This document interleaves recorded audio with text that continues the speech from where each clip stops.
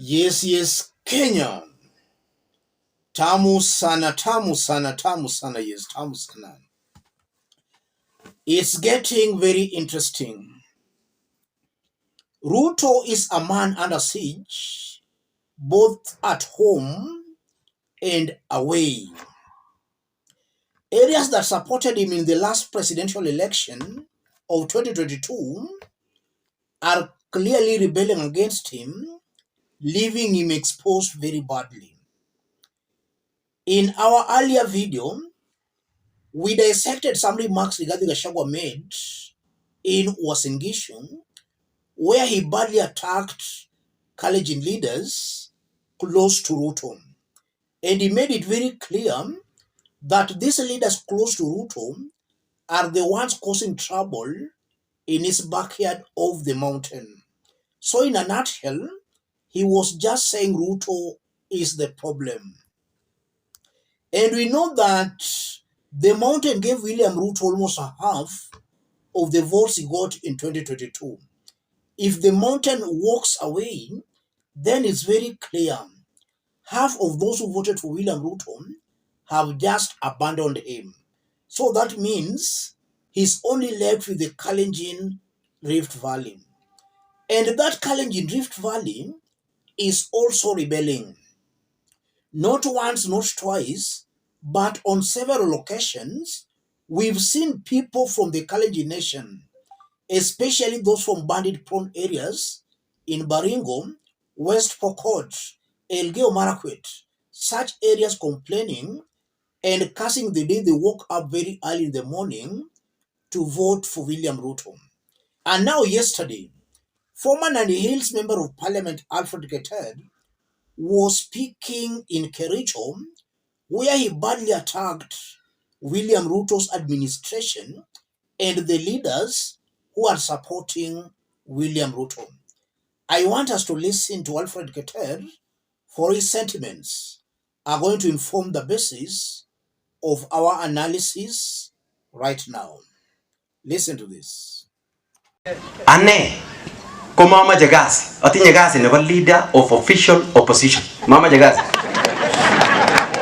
ya kuwasaidia nyakochoka no lecha kaonyoru tugul chomache koboro kakase kolechine Kiptegan, and I'm sorry, don't trust those people you're mentioning their names. Hata siji senator wenyu hapa, siji senator Bome, hai wale na wajua wakiambiwa jam high watauliza how high, wasema wakae chini watalala hivyo. You don't have senators here. Kuna senator hapa aga mwajua kweli mami chini mwa imanta kuziro. Hakuna senator hapa. That is a puppet. Ataambiwa fanya hivi. Sasa hii chai yenyu itaenda. If you want to trust them, mutakosa chai. Hamaja mwajua kana, I will repeat that so that you understand. Don't make a mistake of trusting some of your leaders, because I know them. Their levels of psychophancy is about 99.99%. Wale ni watu wakiulizwa kati ya Yesu na watu wengine watachoose watu wengine wawache Yesu. Ni serious. Wakiambia na uliza kole ne boss, kole ngone no, ongerib no, kiribe chita na nyali na migap saos, ana kiribe chita na Nairobi. Netindo jeshi, ngiro ni kiribe chita na migap saos na mibruk na mi namoy, ana kiribe chita na Nairobi. Omaje kirib na miu, ana mi Nairobi. Hanane, amoga ngiberbera. Let's put those remarks into perspective. Keter was speaking in Kericho, an area considered a William Ruto stronghold. Kericho Senator is the government's majority leader in the Senate, a very close Ruto ally. If you listen to Alfred Keter, as he speaks, the people are clapping for him, cheering him up, a confirmation that they're in agreement with what he is saying. What does that mean, ladies and gentlemen? The first meaning to that, the elected leaders are not serving the interest of their people. They are not delivering for their people. That's why those people are cheering up and clapping for Alfred Keter as he attacks those elected leaders. It confirms that the people are in agreement with him that the elected leaders are not serving their interests, but serving the interests of one individual called William Ruto. That's the first meaning to that.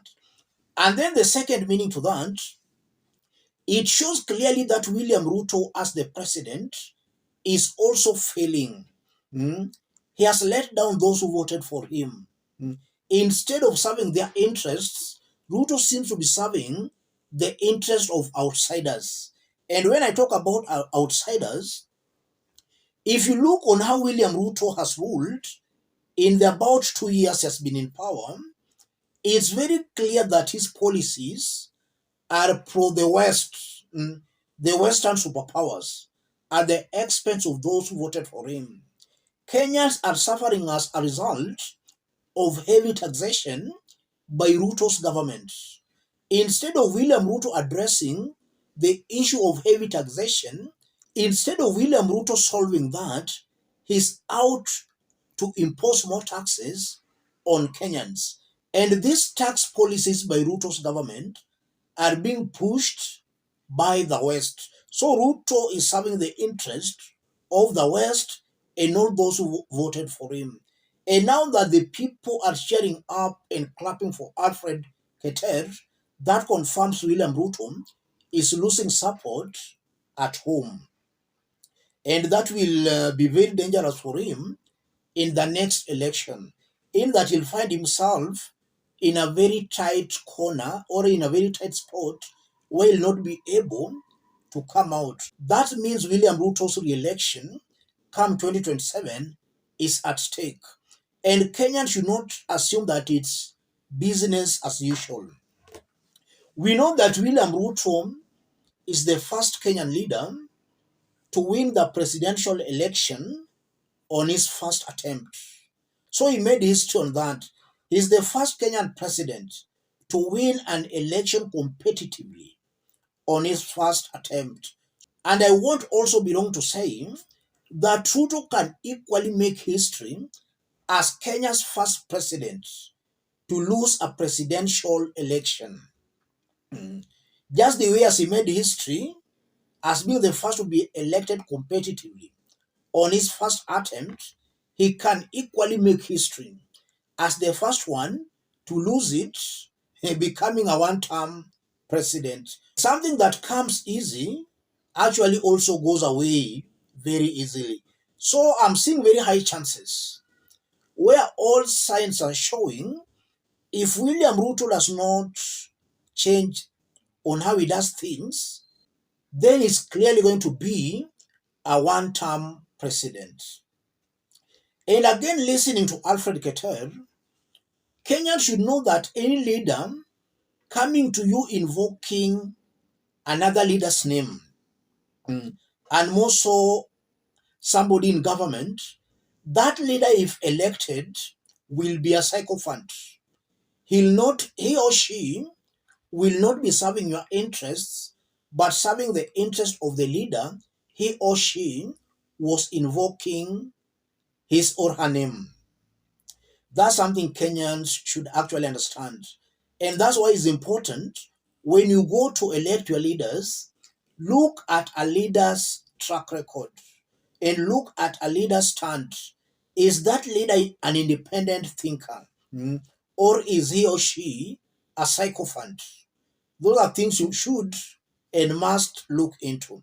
If you don't do that, then you will end up with sycophants who clearly, upon getting elected, are there to make money and to serve the interest of one individual called the president. That's what I can say, ladies and gentlemen. As I conclude, I won't be wrong to say that William Ruto has disappointed his people very badly. Immediately upon William Ruto and his team coming to power, there was the issue of the GMO maize. And when that issue came up, members of parliament from Rift Valley started complaining, and we are being told that some phone calls were made from State House. Since that time, The members of parliament who are complaining from the KALENJIN Rift Valley, they all went silent. And that proved it to me that these leaders are actually in parliament to serve the interest of one individual called Ruto. They are not brave enough to actually stand up against Ruto. And that's why Kenyans should be very careful next time when they go to elect their leaders.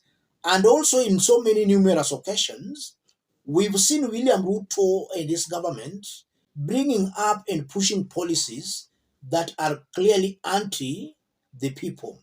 Ruto does not care. The elected leaders don't care. So, in a nutshell, Kenyans are on their own. If they don't wake up, they'll still end up electing leaders who don't have their best interests at heart. Let me stop it there, ladies and gentlemen. If you are watching us but you have not yet subscribed, subscribe, give the video a like. Those watching us outside Kenya, drop a comment, let us know from which part of the globe you are watching us from. If possible, subscribe, give the video a like. I just hope and wish Kenyans could have brave leaders such as Alfred Keter. Let's meet in our next analysis.